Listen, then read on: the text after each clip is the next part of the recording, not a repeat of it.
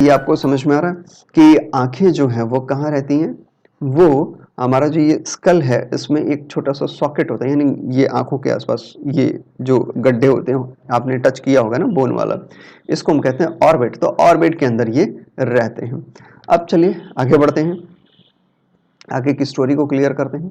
ठीक है, आगे की स्टोरी में ये है कि बनावट अगर हम देखने की कोशिश करें तो बनावट आपको पता है बहुत बहुत बहुत ही सिंपल होती है इसकी। मेनली आईज में 3 लेयर्स होती हैं, है ना? मेनली क्या होती है, 3 लेयर्स होती हैं। एक ये जो सबसे बाहर का हिस्सा है, इसको हम बोलते हैं स्क्लेरा। क्या कहते हैं बेटा? स्क्लेरा, है ना? स्क्लेरा क्या होती है? बहुत ही हार्ड और रिजिड हिस्सा होता है, सेफ्टी प्रोवाइड करने के लिए होता है, और ये पूरी की पूरी आई बॉल में प्रेजेंट होता है। ये जो बॉल लाइक स्ट्रक्चर है ना, गोल गोल, पूरी की पूरी आई बॉल में स्क्लेरा की लेयर प्रेजेंट होती है। तो पीछे तो ये रिजिड और टफ एरिया होता है, एक बेस प्रोवाइड करता है, आगे जा करके ये ट्रांसपेरेंट पार्ट में कन्वर्ट हो जाता है जिसको हम कहते हैं कॉर्निया।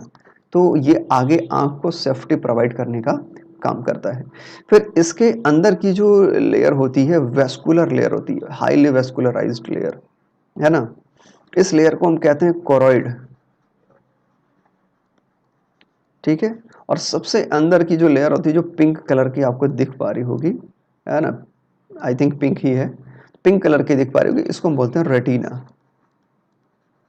याद रखेंगे।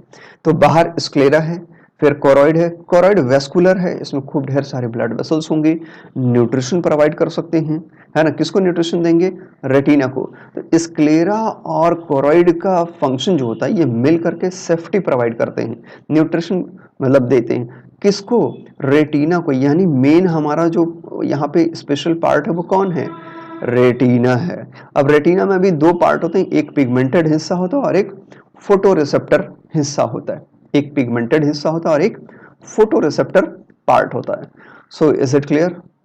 जहां तक कहीं कोई दिक्कत? ये हमने रिवीजन कर लिया। अब चलिए थोड़ा सा आगे बढ़ते हैं। इस रेटिना पे एक जगह होती है दैट इज फोविया, और यहाँ पे ना आप कह सकते हैं कोन सेल्स ज्यादा होते हैं, बहुत ज्यादा होते हैं, रॉड सेल्स थोड़े कम होते हैं। तो ये माना जाता है बेस्ट इमेज क्रिएट करने वाला एरिया होता है। ठीक है, इसको येलो स्पॉट भी कहते हैं। तो ये सबसे बेस्ट पार्ट है, ये सबसे बेस्ट इमेज क्रिएट करता है। गुड मॉर्निंग दीपशिखा जी।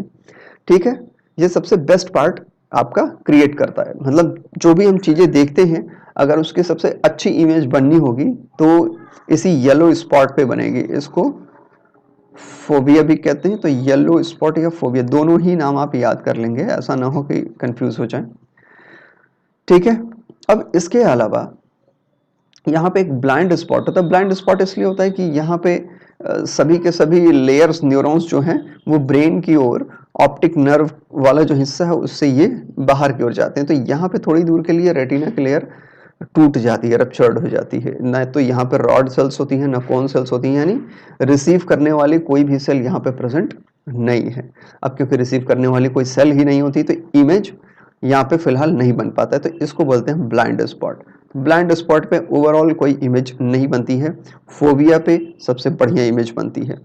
ठीक है, अब आपको ये समझना होगा कि ये जो रेटिना की लेयर है इसमें जो फोटो रिसेप्टिव साइट्स हैं ये through out the eye ball नहीं होते हैं, ये आप देख पा रहे हो, यस यू कैन सी, बस यहीं तक होते हैं, और उसमें भी पीछे की ओर ज्यादा डेवलप होते हैं। तो आप समझ पा रहे हैं कि सनलाइट के डायरेक्ट कांटेक्ट में ये बिल्कुल नहीं आना चाहते। क्यों? क्योंकि ऐसा होने पर डैमेज होने के चांसेस रहेंगे, और ये डैमेज हो गए तो फिर हमें दिखना बंद हो जाएगा। तो प्रोटेक्शन इसीलिए जरूरी है। अब इसी को प्रोटेक्ट करने के लिए ही आपने स्क्लेरा और कोरोइड की लेयर्स देखी।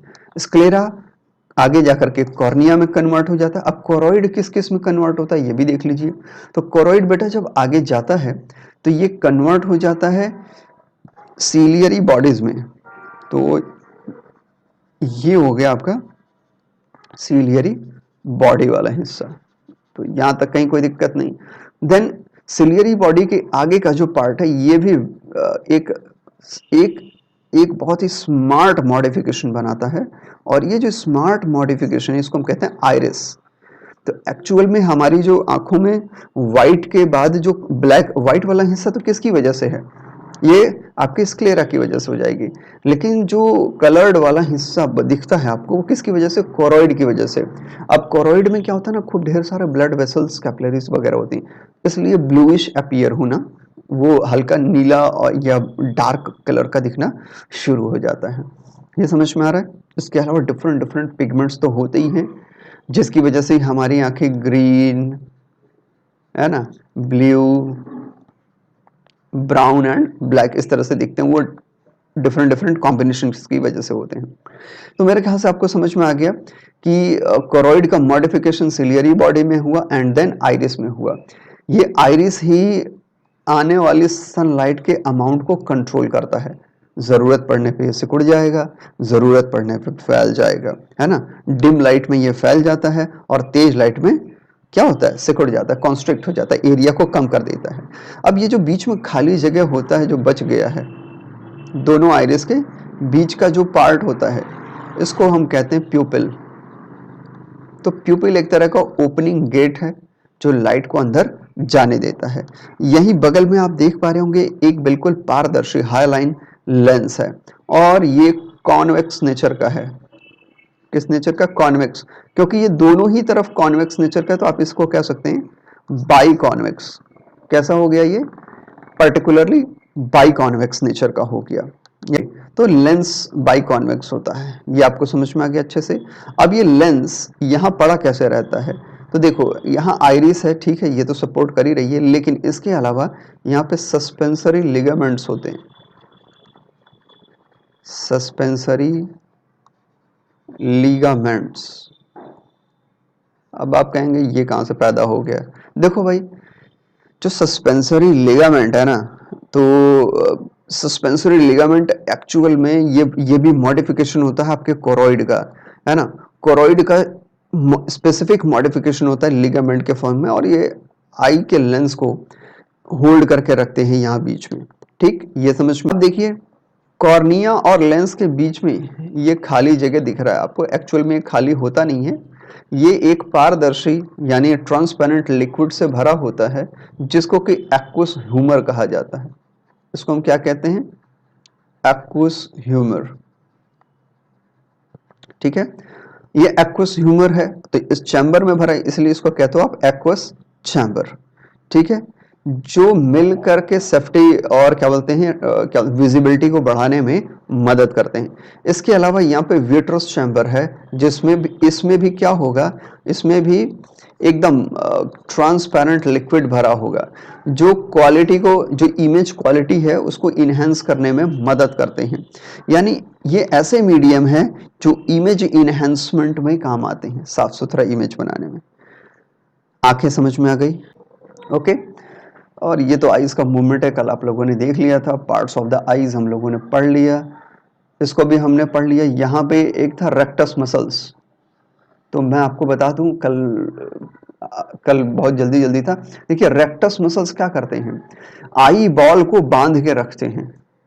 जब रेक्टस मसल की बात चल रही तो अच्छे से बता ही दूं कि रेक्टस मसल्स आई बॉल को बांध के रखते हैं। एक तो हमारा ऑर्बिट है, हड्डी का ढांचा, लेकिन हड्डी के ढांचे में ये बॉल रुकेगा कैसे, तो इसको रोकने के लिए ना यहाँ पे मसल्स होती हैं, या आप कह सकते हैं कि ये मसल स्ट्रेच्ड या लिगामेंटरी फॉर्म में हो सकते हैं, बट इसको हम मसल्स का नाम देते हैं, तो रेक्टस मसल का नाम देते हैं, ठीक है ना। तो कुल मिला के 6 डिफरेंट टाइप की रेक्टस मसल्स होती हैं जो अलग अलग एंगल पे हमारी आई बॉल को पकड़ के रखते हैं जिससे कि ये अपनी पोजीशन मेंटेन रखे। तो मेरे ख्याल से अब आपको याद रहेगा ये, इसमें कहीं कहीं आप बिल्कुल भी कंफ्यूज नहीं होंगे, आपको ये सब समझ में आ जाएगा। आपने ऑलरेडी पढ़ा है इसलिए कहीं कोई दिक्कत नहीं। तो रेक्टस मसल्स, ठीक है ना, 6 यानी 6 रेक्टस मसल्स आई बॉल को उनकी एग्जैक्ट पोजीशन पे होल्ड करके रखने के लिए मदद करते हैं। ऊपर आप देख रहे हैं लैटरल है यानी साइड में है, और इसी तरह से आप क्या बोलते हैं अगल बगल मीडियल, और क्या बोलते हैं फिर क्या बोलते हैं पोस्टीरियर, इस तरह के कई सारे रेक्टस मसल्स प्रेजेंट होते हैं। अब ये जो कॉर्निया का हिस्सा है इसका साफ रहना मतलब क्लीन रहना बहुत इंपॉर्टेंट होता है। क्लीन रहने के लिए यहाँ पे लक्राइमल ग्लैंड्स होती हैं। क्या होती हैं? लक्राइमल ग्लैंड्स होती हैं। लक्राइमल ग्लैंड्स मतलब आंसू निकालने वाली ग्रंथियां। तो यहाँ से रह रह के लक्राइमल ग्लैंड्स में हेयर लाइक प्रोजेक्शन होते हैं, सेंसरी हेयर्स, है ना, या आप सेंसरी डक्ट्स कह सकते हैं, जिनको ये सेंस हो जाता है कि अब हमें क्या बोलते हैं वाटर को ब्लश करने की ज़रूरत है, ताकि वो आँख का जो कॉर्निया है वो साफ हो जाए। जैसे बरसात के मौसम में जो हमारी व्हीकल्स होती हैं उस पे वाइपर लगा होता है, तो बिल्कुल वही काम यहाँ पे हमारा लक्राइमल ग्लैंड और जो बाहर के पार्ट्स हैं जैसे आइरिश वगैरह, सॉरी आईलिड वगैरह, वो काम करते हैं। ये समझ में आ रहा है? ओके। अब आंखों में जो ये सफेद रंग वाला हिस्सा होता है ये किसकी वजह से दिखता है? ये दिखता है स्क्लेरा की वजह से। ये क्या होता है? स्क्लेरा की वजह से वाइट दिखता है। लेकिन ये जो ब्लैक, ब्राउन या ब्लू, ग्रीन इस तरह का जो हिस्सा दिखता है ये किसकी वजह से दिखता है? या आपको दिखता है किस किस रीजन की वजह से? कोरॉइड की वजह से। किसकी वजह से बेटा? ये दिखता है आपको कोरॉइड की वजह से, है ना, डिफरेंट डिफरेंट केमिकल्स की कोरॉइड में होते हैं उनकी वजह से। और बीच में आइरिस एकदम यहाँ पे खाली रहता है, यहाँ पे कुछ भी नहीं होता है, ये एकदम डीप होता है ना, इसके अंदर अंदर एकदम रेटिना तक ये खाली रहता है। ओके हमेशा बेटा, गुड मॉर्निंग, खुश रहो बेटा। ओके, ये बिल्कुल अंदर तक खाली रहता, तो ये दिखने लगता है ब्लैक। तो इसको छोटा सा हिस्सा, तो इसी को हम कहते हैं प्यूपिल। यही जो बीच का खाली हिस्सा है इसी को हम क्या कहते हैं? प्यूपिल। यहाँ लिखा भी है, मैं बार बार पता नहीं क्यों लिख रहा हूँ। ये हो गया प्यूपिल, आदत खराब हो गई है।